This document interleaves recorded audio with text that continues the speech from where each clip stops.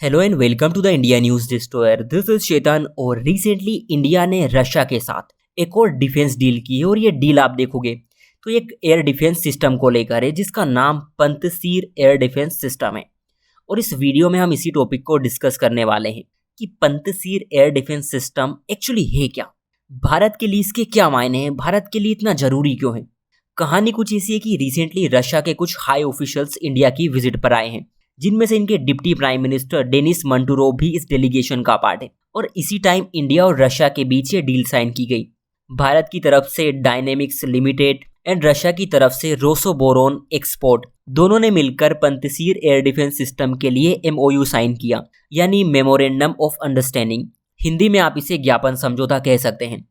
MOU generally दो पार्टियों के बीच, दो देशों के बीच एक एग्रीमेंट होता है जिसका नेचर नॉन बाइंडिंग है। मतलब ये समझौता किसी भी पार्टी पर या किसी भी देश पर बाध्यकारी नहीं होते कि आपको मानना ही पड़ेगा या ये चीज आपको खरीदनी ही पड़ेगी या फिर आपको ये चीज बेचनी ही पड़ेगी। नहीं, ये एग्रीमेंट्स नॉर्मली ऐसे होते हैं जिनमें दोनों पार्टीज के बीच किसी भी चीज को लेकर, जैसे यहाँ पर पंतसीर एयर डिफेंस सिस्टम की बात हो रही है, तो इसमें MOUs में पंतसीर एयर डिफेंस सिस्टम के लिए कुछ आउटलाइंस होती है कि किसी चीज को लेकर कंट्रीज का इंटेंशन क्या है, रोल्स क्या होंगे, दोनों पक्षों की भूमिका क्या होगी, दोनों देशों के ऑब्जेक्टिव्स क्या होंगे।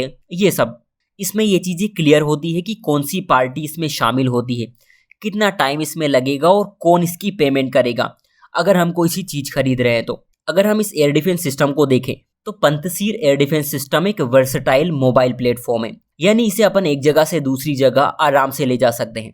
एयर डिफेंस सिस्टम क्या होता है? ये ऐसे सिस्टम होते हैं जो दुश्मनों के हवाई हमलों से हमारी रक्षा करते हैं। आपने रशिया के S-400 के बारे में सुना होगा, आपने इजराइल के आयरन डोम के बारे में सुना होगा, आपने अमेरिका की थाड़ के बारे में सुना होगा। ये सब क्या है? ये सभी एयर डिफेंस सिस्टम ही है। पंतसीर की हम रेंज की बात करें तो 36 किलोमीटर के दूर तक के या फिर 15 किलोमीटर की ऊंचाई तक के टारगेट का पता लगाने और उस पर अटैक करने में सक्षम है। इसमें ड्रोन्स और जो एरियल व्हीकल होते हैं उनके हमले रोकने के लिए इसमें एंटी एयरक्राफ्ट गन लगी हुई है। एक बार में जो पंतसीर एयर डिफेंस सिस्टम है वो 4 टारगेट पर हमला कर सकता है, यानी दुश्मन की अगर 4 मिसाइल्स हमारे सामने आ रही है तो इसे पंतसीर एयर डिफेंस सिस्टम एक ही बार में टैकल कर सकता है।